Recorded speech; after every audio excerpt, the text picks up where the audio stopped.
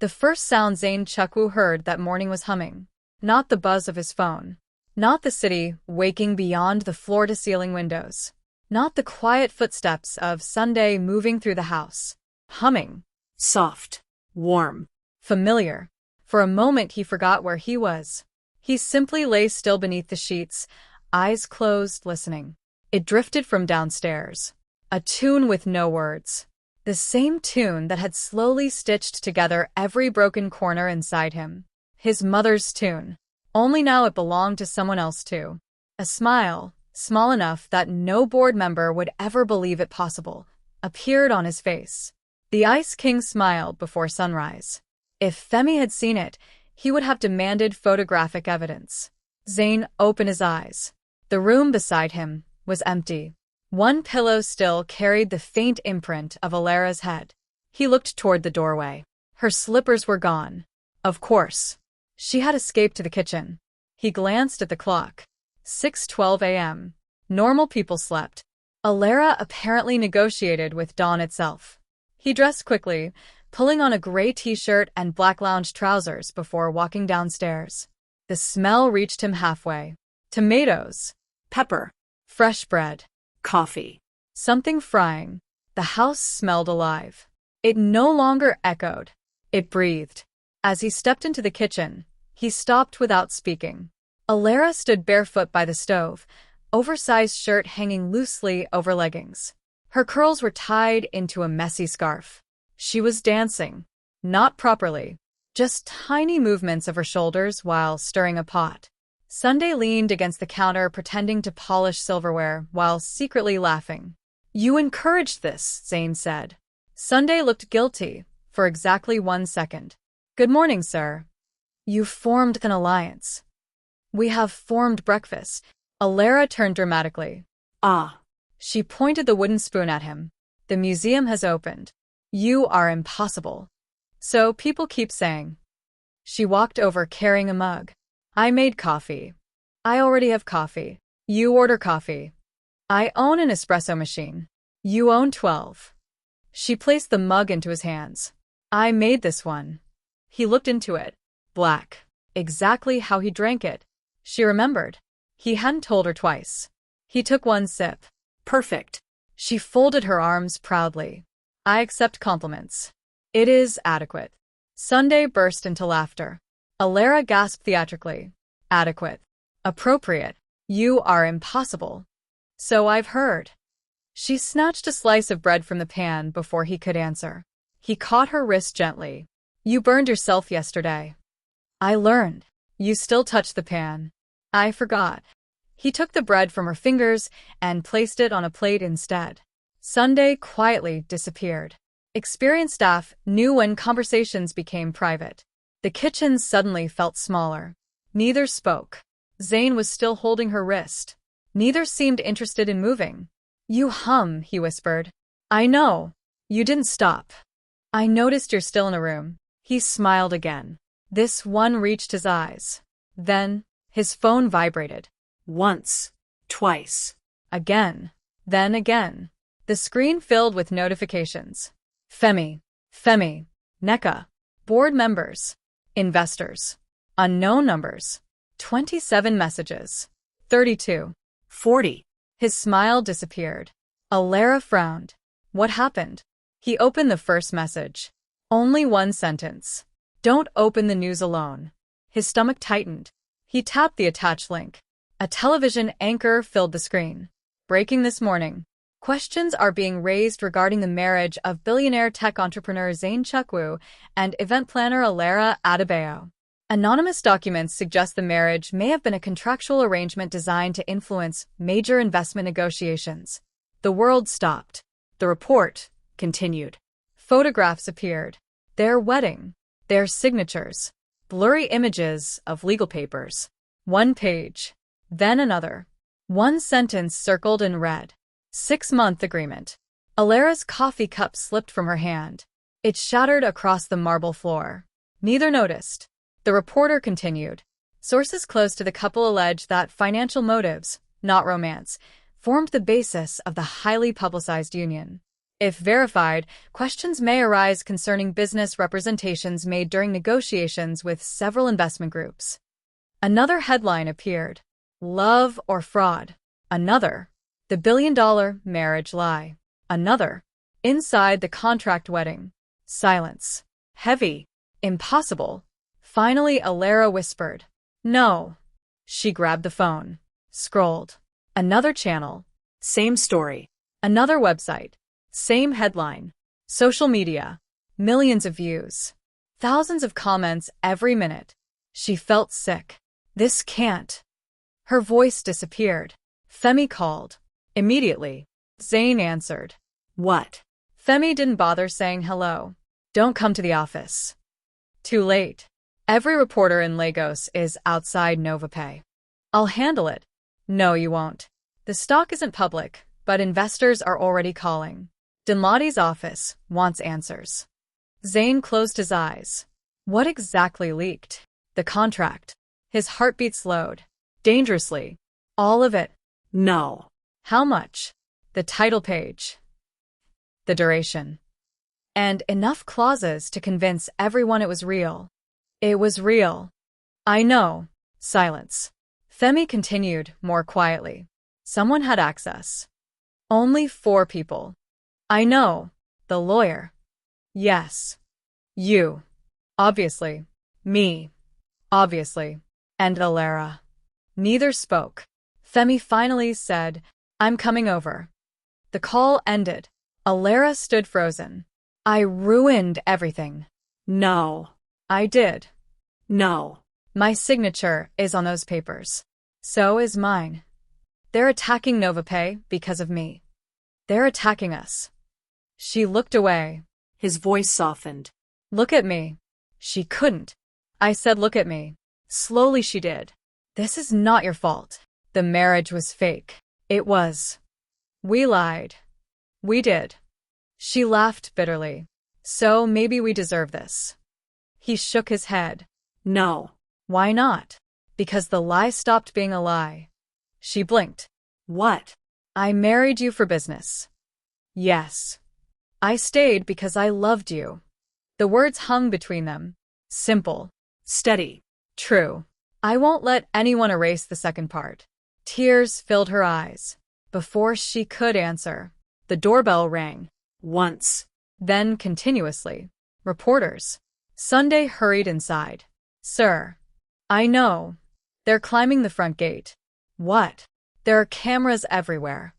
Another staff member rushed in. Sir, drones. Drones? They're filming the house. Alara covered her mouth. This is insane. Zayn's face hardened. The security team? Already outside. Nobody enters. Yes, sir. His phone rang again. This time, his father. Chief Chukwu. He stared at the name. Alara noticed. You don't have to answer. I do. He accepted. His father's voice remained as cold as ever. I warned you. Zayn said nothing. You allowed emotion. Silence. You embarrassed this family. Still silence. I am holding an emergency board meeting. You no longer control NovaPay. I control enough. You leaked it. A pause. Then laughter. Short. Cruel. If I wished to destroy you, son, you would not still be standing. The line went dead. Alara looked at him. Do you believe him? I don't know. But someone wanted this. Yes. And they timed it. He nodded slowly. One day after the senator's contract became public, they wanted maximum damage. His phone buzzed again. Neka. He answered. She didn't waste time. I've been checking. What? The leaked documents. And they aren't from your lawyer. His eyes narrowed. How do you know? Because they're scanned copies from someone's phone. So, the originals had handwritten notes. These don't. They're photographs. He frowned. Meaning? Someone physically stood over the contract and photographed it. The room became very quiet. There were only 4 copies. His. Alara's. The lawyer's. One locked in NovaPay's archives. Someone had opened one. Someone close enough. Someone trusted enough. Femi arrived minutes later carrying 2 laptops. He looked exhausted. You two look terrible. We feel worse. I figured. He opened one laptop. Social media exploded across the screen. Hashtag contract marriage. 30 million views. Another hashtag. Hashtag fake love real money. 26 million. Videos. Reaction channels.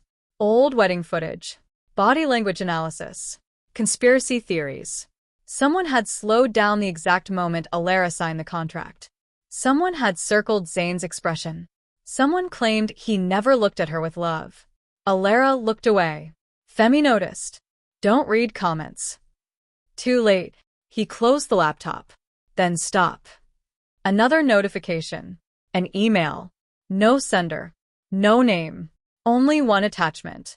A single photograph. The contract. Completely opened. Taken inside Zayn's private office. Across the bottom was one typed sentence. This is only the beginning. Then another line. Next, everyone learns what really happened at the wedding. No signature. No clue. Just fear. Zayn stared at the screen. Whoever this was, they weren't finished. They hadn't exposed the past. They were preparing to destroy the future. And somewhere in Lagos, the person who knew the truth smiled, because the first move had worked exactly as planned. Morning had vanished. It was only a little after 7, but the peace that had existed barely an hour earlier felt as though it belonged to another lifetime. The mansion no longer sounded like a home. It sounded like a battlefield. Voices shouted beyond the front gates. Camera shutters clicked endlessly.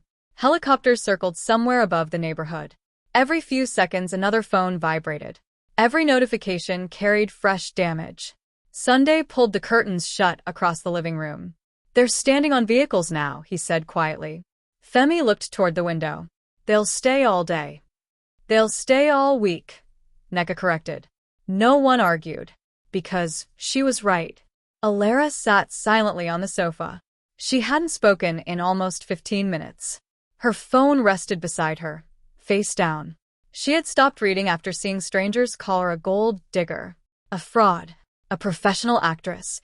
Someone even claimed she had planned the entire relationship years in advance. People who had never met her suddenly knew everything about her life, or thought they did. She rubbed her hands together. They hate me. Zayn looked at her. No. They do. They hate his story. She laughed weakly. There's a difference? There is. She looked unconvinced. Femi opened another laptop. I've been monitoring television. Anything useful? Depends. What does that mean? It means some networks are waiting for facts. And the others? They've already convicted you. Another silence settled. Nneka adjusted her glasses. I've enlarged the anonymous photograph. Everyone turned toward her. She projected the image onto the television. The contract lay open across Zayn's desk. At first glance it revealed nothing new. Then she zoomed in. Here. A tiny reflection shimmered inside the polished surface of a framed award. What are we looking at? Femi asked. The photographer. Everyone leaned closer. Only part of the figure appeared. A sleeve. A shoulder. Half a phone. Not enough to identify anyone, but enough to notice one thing. They're wearing gloves, Zayn said. Nneka nodded. Exactly. Who photographs paperwork wearing gloves? Someone expecting fingerprints. The room grew still. This wasn't curiosity. This had been planned. Femi folded his arms. So, our mystery person wasn't acting emotionally. No. They prepared. Yes. They knew exactly what they wanted. Nneka nodded again. And they knew where your office cameras couldn't see. Zayn frowned. What? She switched images. NovaPay headquarters appeared. His office. Security cameras. Hallways. Doors. Then one corner. There. What about it? Blind spot. His expression hardened. I had that removed. You approved removing it. I remember. She nodded. It was replaced during renovation. So, whoever took that photograph knew there was no camera covering that section. Nobody spoke. That knowledge wasn't public. Only employees who worked on the executive floor knew. or someone who had once worked there. Alara finally looked up. How many people had access? Too many. No. She shook her head. How many had access to your private office? Zane answered immediately. Myself. Femi. Neka. The cleaning supervisor. My assistant. The executive security officer. The archive manager. He stopped. The list wasn't long, which made it worse. Someone inside NovaPay had betrayed him. Sunday returned carrying breakfast. Nobody touched it. He sighed. If nobody eats, nobody thinks. I'm not hungry, Alara whispered. You still need food. I'm fine. Sunday looked at Zane. Sir. Zane understood immediately. He walked toward her. Without speaking. Without making a scene. He simply picked up a plate. Placed toast onto it. Added eggs. Pushed it gently toward her. One bite. She stared at him. I can't. One. She swallowed. Then slowly obeyed. Sunday smiled faintly. Some victories didn't belong in newspapers. Across the city, inside NovaPay headquarters, chaos had arrived before employees. Reception overflowed with journalists. Security officers struggled to keep revolving doors clear. Television vans lined the street. Investors demanded meetings. Employees whispered in elevators. Nobody worked. Everyone watched. On the 42nd floor, the boardroom doors closed. Chief Chukwu entered without speaking. Every director stood. Not because he remained CEO. He wasn't. But because his presence still carried weight earned over decades. He took the seat at the head of the table. The meeting begins now. One director hesitated. Shinzane. No. Another director exchanged uncertain glances. Chief Chukwu continued. The company requires stability. He slid a folder across the table. We discuss contingency leadership. Nobody needed clarification. He intended to reclaim power. Back at the mansion, Femi's phone rang. He answered. Listened. His face changed. What? Everyone looked toward him. Say that again. Another pause. Then he ended the call. What happened? Zane asked. The board just called an emergency vote. For what? Temporary executive authority. They're replacing me. They're trying. Alara stood. No. Everyone looked at her. She repeated herself. No. Zane frowned. What? You can't let them. I don't intend to. She stepped closer. This happened because of me. It happened because someone attacked us. They're using me. They're using both of us. No. She shook her head. They're using your love for me. Those words lingered. Zane reached for her hand. They underestimated something. What? My stubbornness. For the first time that morning, she smiled. Only slightly. But it was real. Neka's laptop chimed. Wait. What now? I found something. Everyone gathered again. The anonymous email. What about it? It bounced through 12 countries.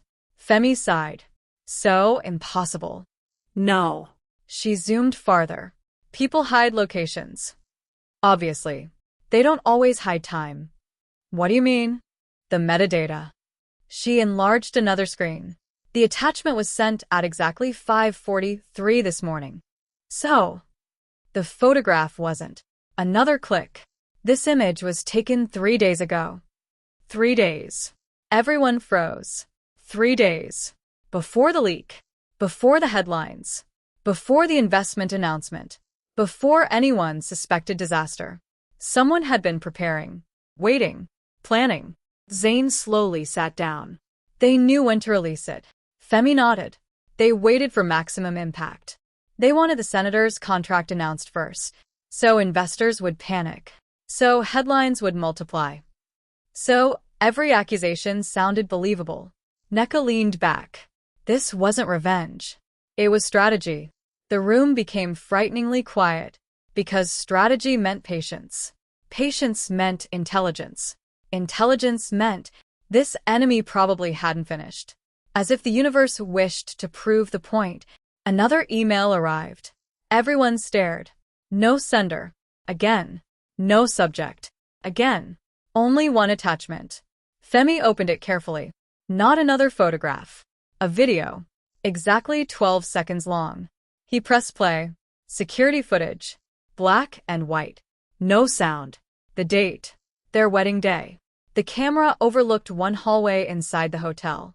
People hurried past. Staff. Guests. Security. Then, One person stopped outside the bridal preparation room. The face remained hidden beneath a cap. The figure looked around. Opened the door. Entered.